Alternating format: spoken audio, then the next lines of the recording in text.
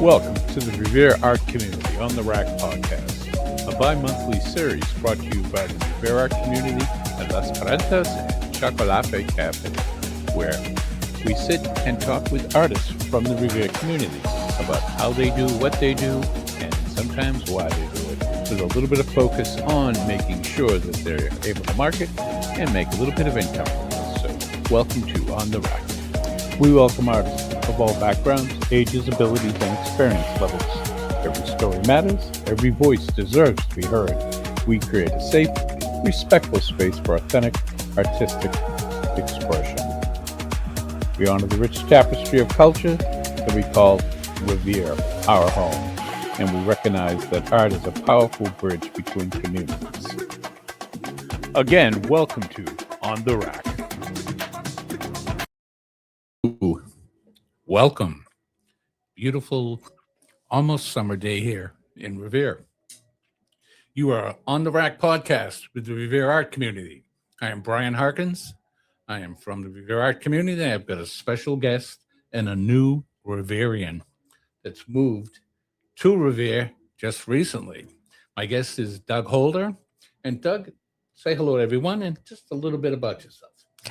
Hi. Well, I moved from Somerville recently, right in the Revere Beach area, right in Revere Beach, up the hill. And I'm a poet and a writer, and I've taught, Bunker Hill at the Endicott College. I've, I have a blog. I have I'm an arts editor for the newspaper.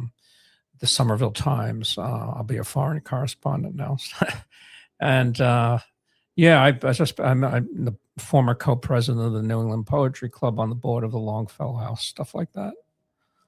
So Doug comes with some serious lineage. So let me ask you, you said the foreign reporter. You feel like a foreign reporter in Revere since you moved from Somerville? Yeah, I'm still trying to get my feet wet and trying to understand, understand and take in the Revere sort of sensibility and things like that. Well, you got it made. You're a couple of blocks away from a Dunkin'. Yeah. Oh, yeah. Cruise down the Ave and eat all different great food. Right. There's a lot of great food here. Walk down the Sandler Square and visit the podcast studio, Chocolate. Say hello to Diana. Yes, I do. So, Doug, tell us a little bit about your history of when you first discovered that writing was something that you wanted to attempt to do. And it doesn't matter how young you go back. What was it when you realized that I want to do this? Well, you have to understand, back in New York, my great uncle was a bookseller in the Carnegie bookstore in New York way back when. And our house was always full of books. And, I grew up around books. And so I had a understanding of literature, and the value of books. So, I started writing poetry as a teenager, but I never really did, juvenilia. But I started writing more seriously later on, and I got my first poem published when I was 36. Let me ask you, I'm going to interrupt a few times, forgive me, but what was the event in your life that made you realize you had to get serious at 36 to be able to take and process some sort of experience into a poetry that was taken by others to be like, this is worth reading? I don't think it was one, eureka moment. I think it was just, I was drawn to writing poetry, and I finally said, I want to be part, I want to get published. I want someone to read my work. I just didn't want to do it for my own self, which is fine too. Absolutely. But, I felt the need. I wanted to publish. I had a dream of, being a writer of some sort. And this was a way of, letting myself get the work out there. I was reading, actually, in terms of influences that really got me started on writing more and more was when I first was working downtown Boston, and I went in the old Barnes and Noble, and I saw something called On the Road by Jack Kerouac. And I'm going to interrupt 1 second. yeah, Anyone that is young, that has conflict in their life, read Jack's book about On the Road. It's not that hard. It's not that big, but the concepts and well, the concept of of this freedom, he went across. He was part of the Beat generation in the 50s, and so they were trying to get away from the conformity of post-war religion like Christianity and Judaism, and they were looking for Eastern religion. They were using sex and drugs. Well, everyone's using sex, but they actually, there was open talk about back. Remember this in the 50s of homosexuality, homoerotic stuff, and also the use of drugs and all kinds of things that were going against the conformity they saw as, consumerism of society. So let me ask you, what was the taboo subject in that time and period of our lives back in the 50s that attracted you to make you motivate yourself to go to the next? Well, I just, like Allen Ginsberg, the famous poet who wrote Hal, which, was just wrote it in language that people actually talk. And he starts out with this line. I says, I saw the best minds of my generation destroyed by madness. And, he was talking to the underclass, to the people who, weren't in the corporation or the white picket fence American dream. And, I felt, and, I've always lived, I'm not trying to be pretentious or anything, but I've always lived a sort of bohemian lifestyle. And had jobs, but I was always doing something on the end and always involved with the arts and sort of outside of the white picket suburban type of lifestyle that most of my peers, went to, which is nothing wrong with that. I'm just saying what I did, We all read the books we enjoy. Right. Exactly. And the books, it gave me a sense that I wanted to be part of that, And so you push forward, started writing. Right. What did that develop into? What's that? What did that develop into? It developed into poetry, of course. I was very influenced by Allen Ginsberg, and it developed also into community journalism. Because my father was a PR man and advertising man in New York, and always had about 3 newspapers and constant smell of martinis on his breath. And and so I was always a newspaper junkie. I had like stacks of newspapers in my room. My father called me a Collier Brothers hermits, these hermits who suffocated in their Harlem tenement back in the 30s. And so I became fascinated with newspapers. I just read them, and as an ink-stained wretch, as they used to call them. And what was it that was in this format that is equivalent to how you're talking about it? Digital media addiction. You're stacking it up where you sleep, and you're going after it. What was it that was in that format? Was it the style of the writers? Was it how it was all structured? How there could be ongoing stories? What brought you into that? Well, another thing that is related is that I always used to listen to, I liked interviews, and I always used to listen to late night talk shows in New York, and that, like late at night, like they have all kinds of strange people on.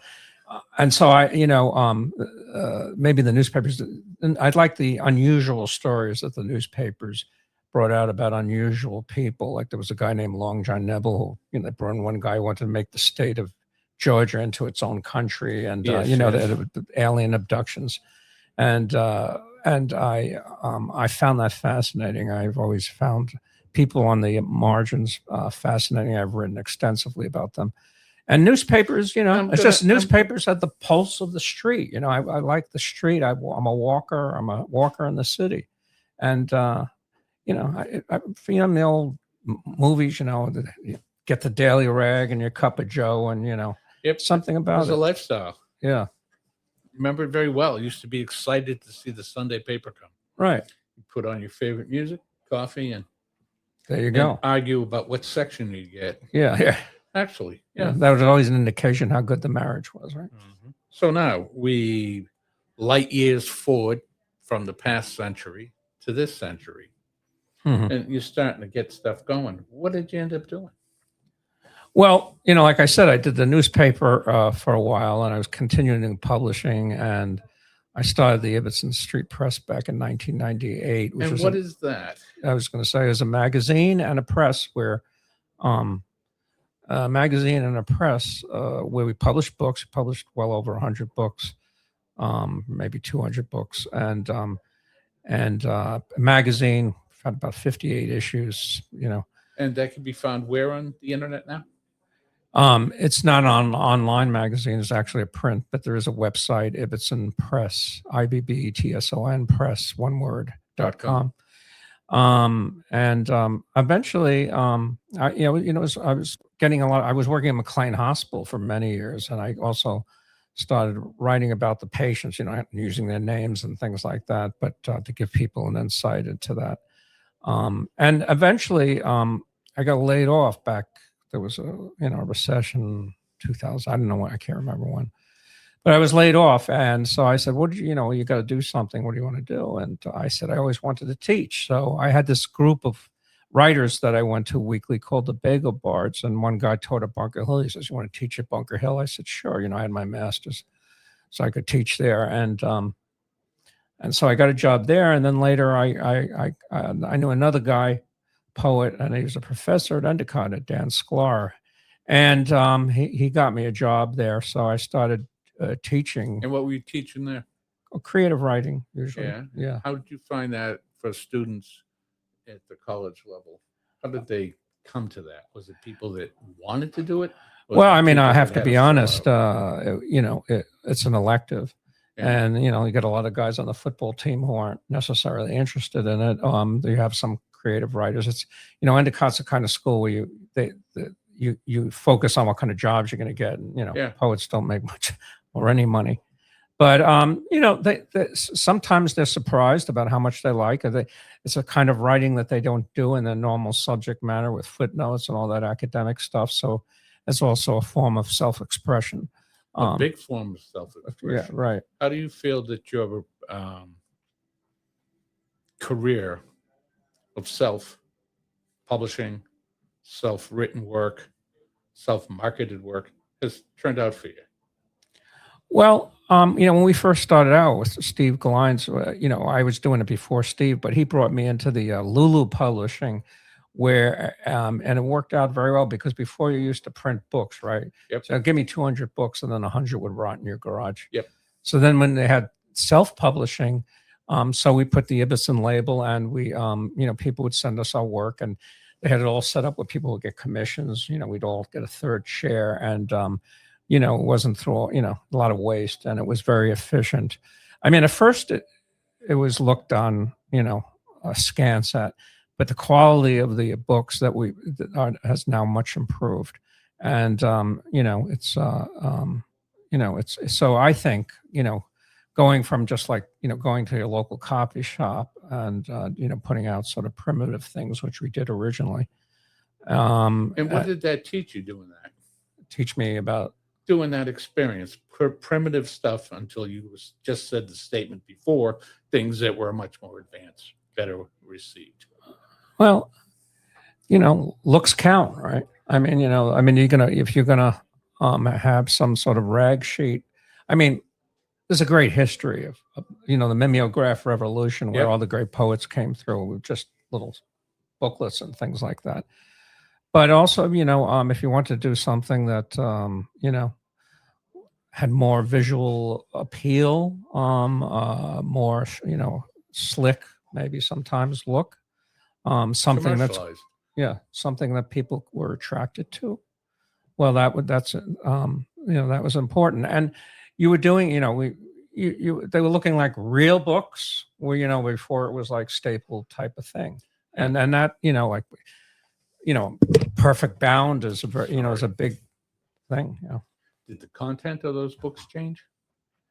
No, I don't think so. I mean, it's still the same old story, as the song goes, That's as true. time goes by. I mean, and people So- write about those things. Would you relate those experiences to being similar to now, where people are able to self-publish right on this in short form TikToks or whatever to get their message across?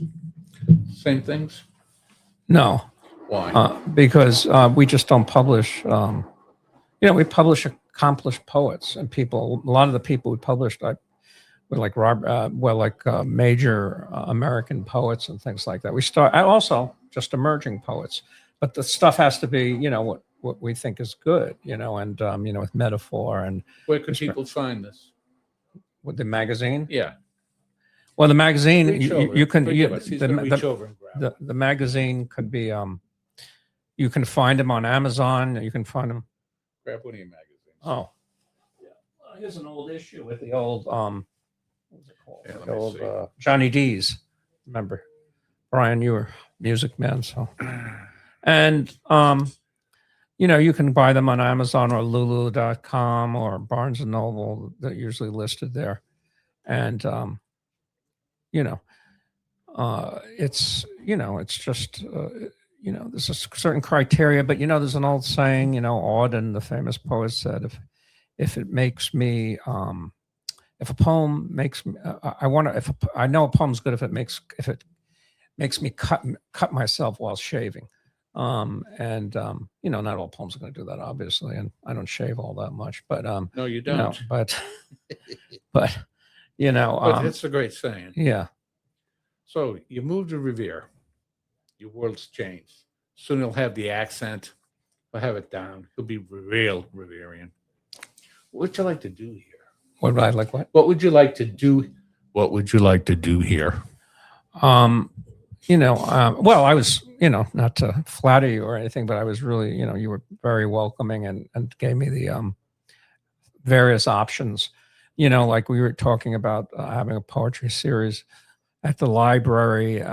We'd love to do that. We're going to reach out to them about it. The Okay. library has challenges now with how the federal government is doing its funding. Oh, yeah. That's why in the Revere Art community, you'll see stuff up about pushing towards our politicians to support the funding that has been represented to us and hopefully gets through the legislation and we get the dollars that we need. Excuse me, go ahead. I'm still very new here. I've only been here a week, but Well, you've been hanging out for about a month and a half now. all right. But yeah, now and then. But I really just want to make connections in the community and see what I could do. I mean, it help with something and and bring people in and make Revere, in some small ways help Revere become more of a destination for poets, not just also an expression for local poets, but also to bring in people here. So Revere, they wouldn't come here normally. I don't see that many poetry series coming here, or No. And Revere is a community that's growing. It's diverse. There's a lot of voices to be heard. Hopefully we find them and bring them in. But we're open and welcoming to you and to anyone that you bring here. And we'll work towards getting poetry. I mean, I've been in touch, just by Facebook, but with Roland Murillo, who wrote Revere Beach Boulevard. It's a major fictional novel that won all kinds of awards. So Revere, has a literary history. Oh, we do have a bit of literary history. Who else was here? Nelson Algren? Or? Yes, going back. And also, what was it? Poor Dick series. Mm-hmm. Yeah, right near the Historic Society. An artist from back then. But Roland, I went to school with. We graduated. Yeah. You went to school with Roland? Yeah. Remember him well, dark hair. Yeah. Yeah. Quiet man at that time. Young man. We were all young then. But yeah, so there is that. But there's no focus on bringing people together, showing that there is an outlet for that. And we're going to try to work towards that with Doug, his help, his expertise. Let's see, he's an adjunct professor. He's a publisher. He's a writer. He performs his poetry. So there's a bit of history there. He writes every week for the Somerville magazine. Somerville Times. Somerville Times, forgive me. You can see it up online. We'll have all that stuff at the end of the interviews, the links to stuff that Doug does. It would be great that if there was a newspaper. I mean, I don't know what the Revere Journal does, but it would be great if there was a newspaper that highlighted some artist interviews and poets and things like that. I think. Well, we've attempted that, and we'll continue to attempt that with the Revere Journal, Mhm. and see if we can get something pushed through that. But we do have this content here that can be seen on Revere Television if you have the legacy cable, on YouTube, Revere Art Community, any of the links that Doug has for his social media, and work towards that. So let me ask you, now that you're settled in, have you got all the junk you don't need that you took that you shouldn't have taken with you thrown out yet? 80% still stuff. Yeah, well, he's a Facebook man. He posts up his stuff. I've seen his story. Yeah. It's been, look, I moved to Revere. I never thought I'd be, to be honest, I never thought I'd be removing Revere, but didn't have that privilege, huh? didn't have that, Welcome. You're that lucky. well, I thought, I had an old image of Revere, but I'm not a man of money, a lot of money. And when I was you're a looking poet. at when I was looking around for real estate, my agent said to me, you're going to get some hole in Medford, and it's going to be more expensive. And he says you got to think outside the box. So I always said to myself, I want to live near the ocean, and I said, why not Revere? Let's try Revere. So the first time I get off the Revere subway stop, what do I see? A bagel bin. Being a Jewish boy and loves bagels, I thought that was a sign. And then I went to the place and I liked it. It's reasonably priced condo, and it's an adjustment for me. Because I was like Brian in Somerville. Walk around, hey, how you doing? That type of thing. Well, that'll happen. Yeah. But people have been very friendly. I met a city councilman, the gentleman. Ira Novoselsky, Yes, he was very Shirley Ave hometown man. He Right. knows the story. Ira used to have one of the log cabins back in the day when they were settling Revere. Oh, Yeah. yeah. He's Ira's been here a great forever. guy. There's a lot of positive things here. The Shirley Ave Yeah, a lot community. of good restaurants I've been to. I've So, are walked the those going to beach. turn into future poems, stories? One never knows. Mhm. I mean, I'm sure. I wrote one poem, Revere Beach, that Brian did a wonderful job with, and it was published in the online journal. Which one was that? The one you put the music to. No, I'm talking about the online journal. Oh, Rye Whiskey Review.